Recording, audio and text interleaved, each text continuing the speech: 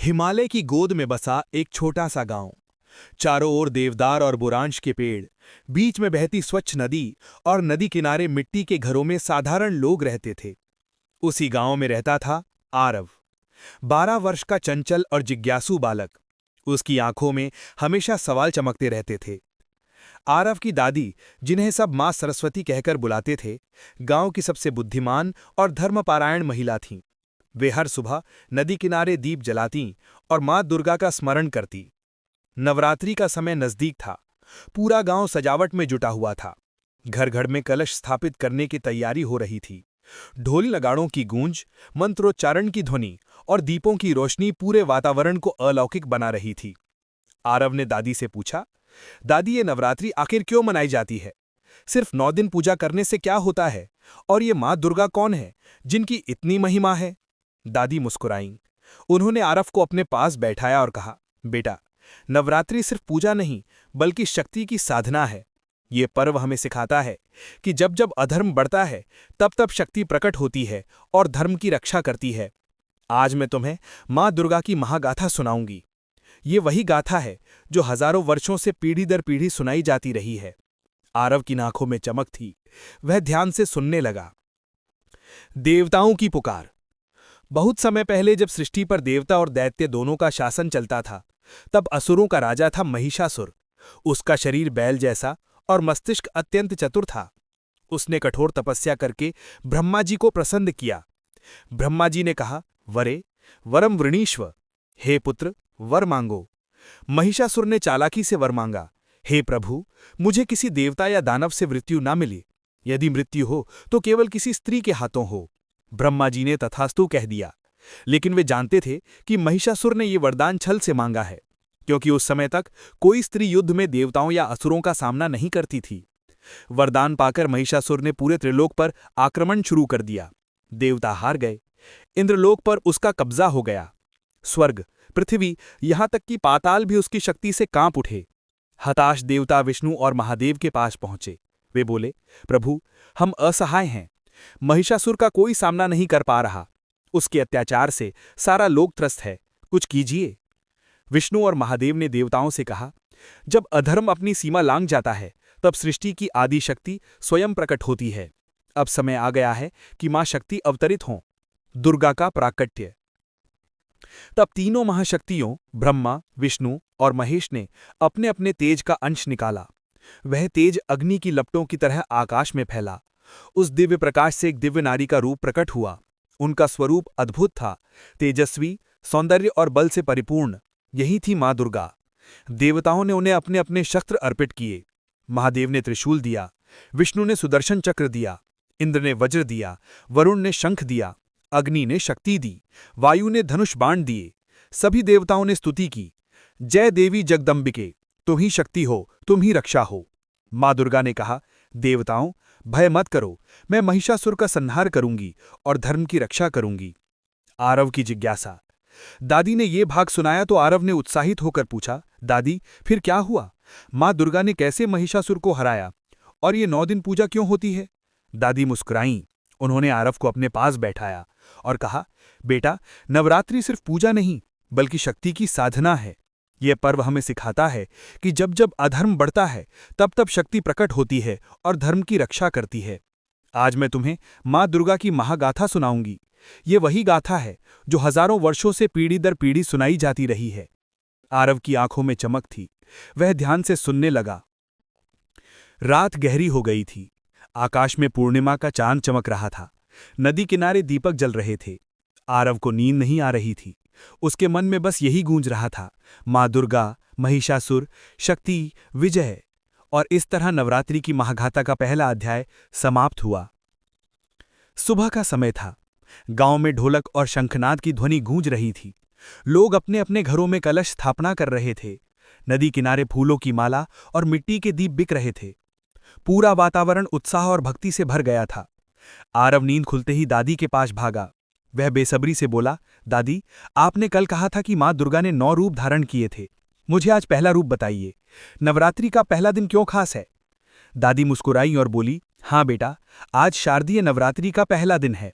इस दिन मां के शैलपुत्री स्वरूप की पूजा होती है। सुनो, मैं तुम्हें उनकी कथा सुनाती हूँ। शैलपुत्री का जन्म। बहुत समय पहले हिमालय पर्वत के घर में एक दिव्य कन्या ने जन्म लिया था। वही थी मां शैलपुत्री।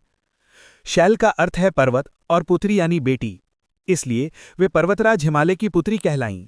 बचपन से ही उनमें अद्भुत तेज और अलौकिक सौंदर्य था। उनका स्वभाव सौम्य, लेकिन उनकी आंखों में दृढ़ता और शक्ति झलकती थी। वे प्रकृति के साथ खेलती, नदी में कमल तोड़ती और पहाड़ों की गोद में ध्यान करती। युवा होने पर उन्होंने भगवान शिव को पति रूप में स्वीकार किया। विवाह के बाद वे पार्वती नाम से जानी गईं। पिछला जन्म, सती की कथा। दादी ने गहरी सांस ली और कहा, आरव, लेकिन मां शैलपुत्री का यह जन्म उनका पहला जन्म नहीं था। वे पहले जन्म में सती थीं, जो दक्ष प्रजापति की पुत्री और भगवान शिव की पत्नी थीं। आरव ने विस्मय से पूछा, दादी, सती वो कौन थीं? दादी ने समझाया, सती भगवान शिव की परम भक्त थीं, लेकिन उनके पिता दक्ष प्रजापति शिवजी से द्वेष रखते थे। एक बार दक्ष ने एक विशाल यज्ञ किया और सभी देवताओं को बुलाया, परंतु शिवजी को आमंत्रित नहीं किया। सती को यह असम्मान सहन नहीं हुआ। वे यज्ञ में पहुंची और पिता से शिव का अपमान न करने की प्रार्थना की, लेकिन दक्ष ने उनका अपमान कर दिया।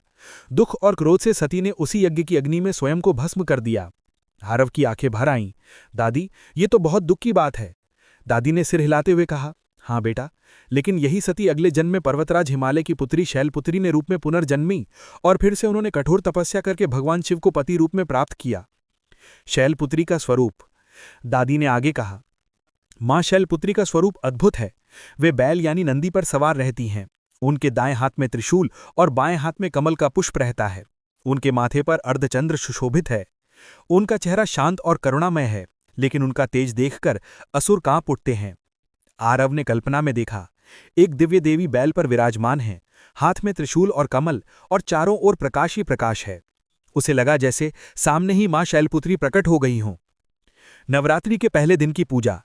दादी ने कहा, नवरात्रि के पहले दिन घर घर में कलश स्थापना की जाती है।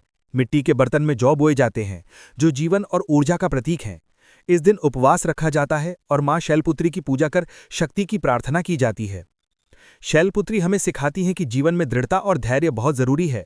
जैसे उन्होंने कठिन तपस्या कर शिवजी को पाया, वैसे ही इंसान को धैर्यपूर्वक अपने लक्ष्य की ओर बढ़ना चाहिए। आरव की सीख। कथा सुनकर आरव बोला, दादी, अब मुझे समझ आया कि नवरात्रि का पहला दिन क्यों इतना खास है। मां शैलपुत्री हमें धैर्य और साधना का महत्व बताती हैं। अगर वे न होती तो शायद दुर्गा की गाथा शुरू ही नहीं होती। दादी ने उसके सिर पर हाथ फेरते हुए कहा, बिल्कुल सही। यही कारण है कि नवरात्रि का पहला दिन शक्ति की नींव रखने जैसा है। जैसे बिना नींव के मकान नहीं बनता, वैसे ही बिना शैलपुत्री के बाकी 9 रूपों की साधना अधूरी है। आरव ने मन ही मन प्रण किया कि वह हर दिन मां के एक एक रूप से कुछ सीख लेगा। उसकी आंखों में उत्साह था, मानो वह खुद इस महायात्रा पर निकल पड़ा हो। अध्याय का समापन।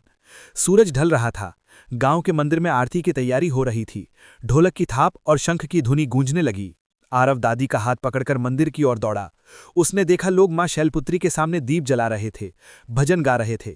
उसका मन भक्ति से भर गया। उसे लगा मानो आज उसकी आत्मा भी मां शैलपुत्री की ऊर्जा से प्रकाशित हो रही हो। अगले दिन सुबह सुबह गांव के मंदिर में बड़ी हलचल थी।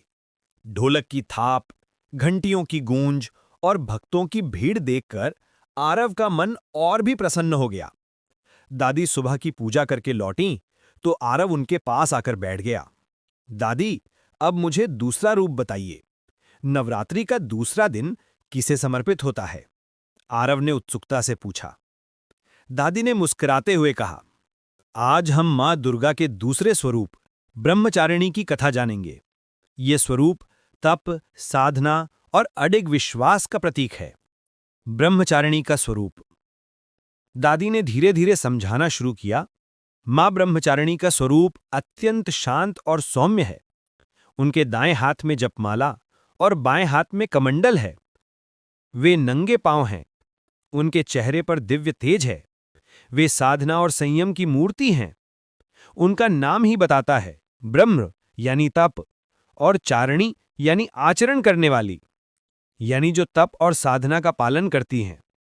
आरव ने कल्पना की, एक दिव्य कन्या साध्वी रूप में, हाथ में जपमाला और कमंडल लिए हुए कठिन तपस्या करती हुई। उसके मन में श्रद्धा उमड़ पड़ी। तपस्या की कथा। दादी ने आगे कहा, बेटा, ब्रह्मचारिणी का ये रूप मां पार्वती का ही है। जब वे शैलपुत्री रूप में जन्मी तब उन्होंने भगवान शिव को पति रूप में पाने का संकल्प लिया। लेकिन शिवजी योगी थे, विरक्त थे, उन्हें प्रसन्न करना आसान नहीं था। इसीलिए पार्वती ने कठोर तपस्या का मार्ग चुना। वे वर्षों तक जंगल में रहीं, कभी सिर्फ फल खाए, कभी सिर्फ पत्तियां, और कभी-कभी तो कई वर्षों तक सिर्फ जल पीकर जीवित रहीं। और एक समय ऐसा भी आया जब उन्होंने भोजन और जल दोनों छोड़ दिए। उनका शरीर क्षीण हो गया, लेकिन मन अडिग रहा। उनका तप देखकर देवता भी विस्मित हो गए। वे सोचने लगे, ऐसी साधना तो हमने भी नहीं देखी। आरव ने तुरंत पूछा, दादी, इतनी कठिन तपस्या क्यों? क्या शिवजी को पाने का कोई और तरीका नहीं था? दादी मुस्कुराईं, नहीं बेटा, सच्चे लक्ष्य को पाने के लिए धैर्य और तप ही सबसे बड़ा मार्ग है। यही मां ब्रह्मचारिणी का संदेश है। देवताओं की स्तुति। दादी ने कथा आगे बढ़ाई। मां ब्रह्मचारिणी की तपस्या से पूरा ब्रह्मांड प्रभावित हुआ। नारद मुनि स्वयं उनके पास आए और बोले, देवी, आपकी साधना अतुलनीय है।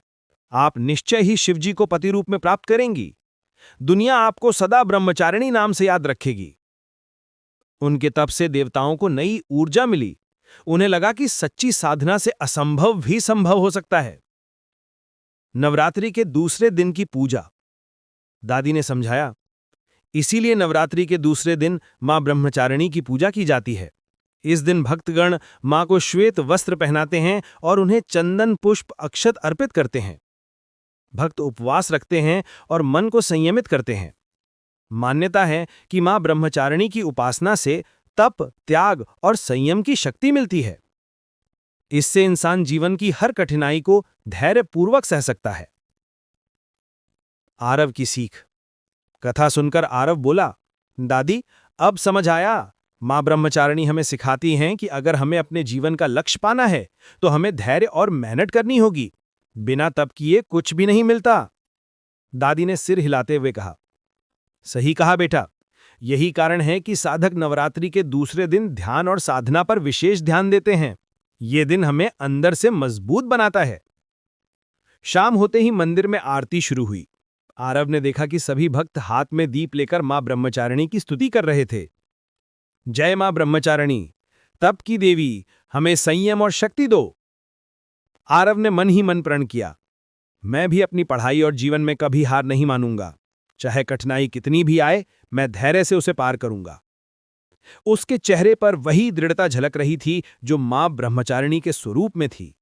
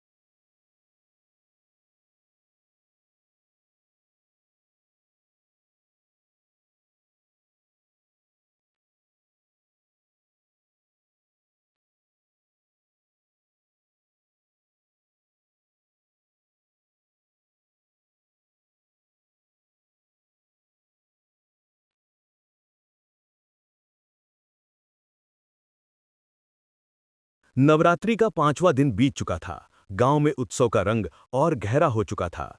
जगह जगह भजन कीर्तन हो रहे थे। ढोल नगाड़ों की गूंज से पूरा वातावरण भक्तिमय उठा था। आरव हर दिन की तरह सुबह जल्दी उठ गया और दादी के पास दौड़ता हुआ आया। दादी, अब मुझे छठे दिन की कथा सुनाइए। माँ का अगला रूप कौन सा है? दादी ने मुस्कुराते हुए कहा, आज हम माँ स्कंद माता की कथा सुनेंगे। माँ का बहुत ही दयालु और मातृत्व से भरा हुआ स्वरूप है ये। माँ स्कंद माता का स्वरूप। दादी ने कहना शुरू किया। माँ स्कंद माता शेर पर सवार रहती हैं। उनकी 4 भुजाएं हैं। वे 2 भुजाओं में कमल के पुष्प धारण करती हैं। एक भुजा से वरदान देती हैं और चौथी भुजा में अपने पुत्र कुमार कार्तिकेय यानी स्कंद को गोद में धारण करती हैं। इसी कारण उनका नाम पड़ा स्कंद माता यानी स्कंद की माता।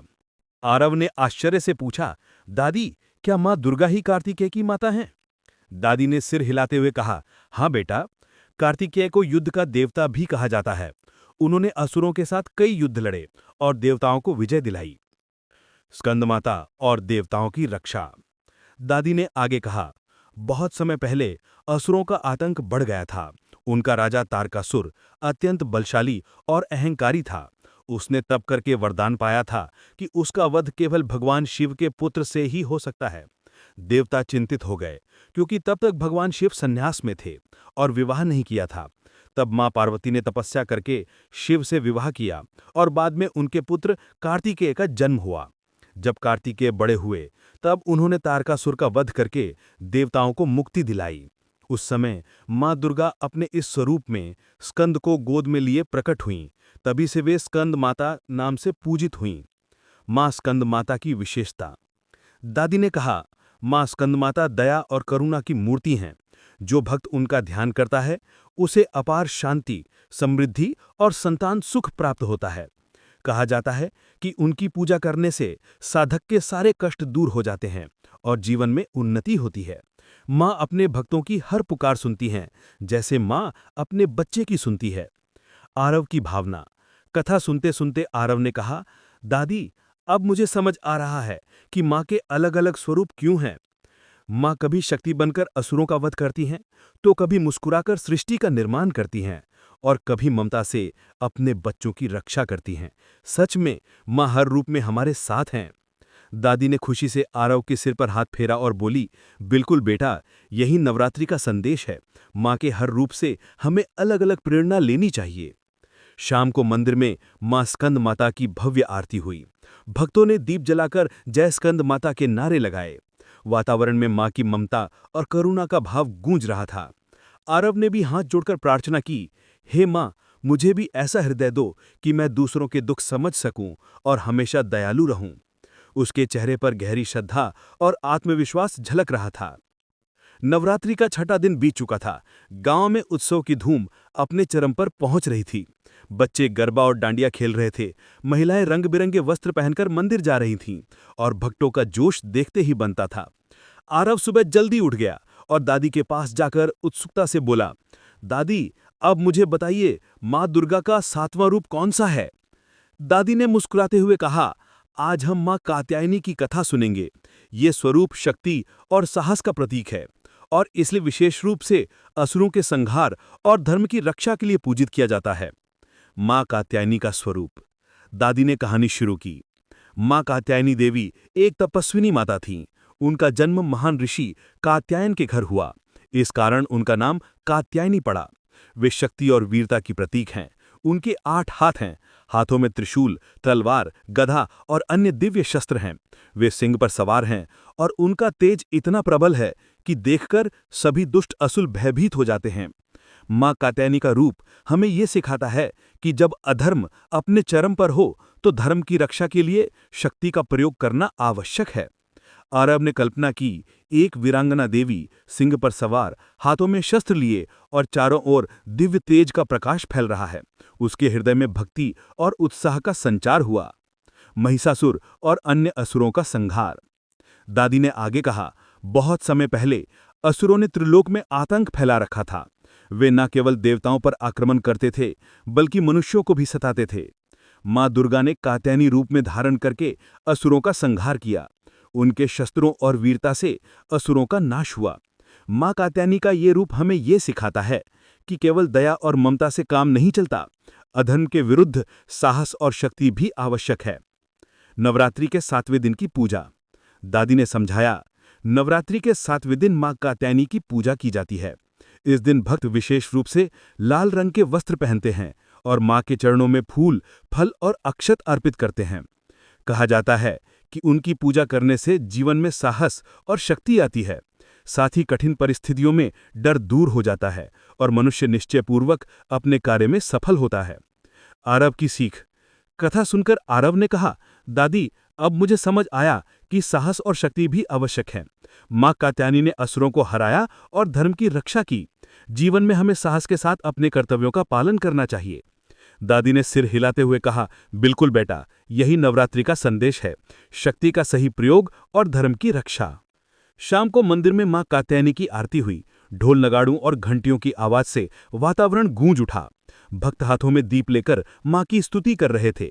आरव ने भी मन ही मन प्रार्थना की, हे माँ, मुझे भी ऐसा साहस दो कि मैं कभी डरकर पीछे ना हटूं और हमेशा अपने कर्तव्य का पालन करूं। उसके भीतर न केवल भक्ति बल्कि साहस और आत्मविश्वास भी जाग उठा। नवरात्रि का 7वां दिन बीत चुका था। गांव के मंदिरों और गलियों में उत्सव की धूम लगातार बढ़ रही थी। हर तरफ ढोलक नगाड़ों की आवाज और भजन की गूंज सुनाई दे रही थी। आरव सुबह जल्दी उठकर दादी के पास गया और उत्सुकता से बोला, दादी, अब मुझे 8वें दिन की कथा सुनाइए। माँ का अगला रूप कौन सा है? दादी ने गंभीर स्वर में कहा, आज हम माँ कालरात्रि की कथा सुनेंगे। ये स्वरूप सबसे भयभीत करने वाला लेकिन अत्यंत शक्तिशाली है। ये स्वरूप हमें ये सिखाता है कि अज्ञान और भय का नाश करने के लिए शक्ति का साहसिक प्रयोग आवश्यक है। माँ कालरात्रि का स्वरूप। दादी ने कहानी शुरू की। माँ कालरात्रि का स्वरूप अद्भुत और भयानक है। उनका रंग गहरा नीला या काला है। उनके बाल उड़े हुए हैं और वे अकेली सिंह या शेर पर सवार दिखाई देती हैं। उनके हाथों में तलवार और त्रिशूल हैं। उनका रूप देखकर सभी दुष्ट भयभीत हो जाते हैं। उनकी आंखों में क्रोध और शक्ति का संगम है। वे सभी प्रकार की बुराई, दुष्टता और अज्ञान का संहार करती हैं।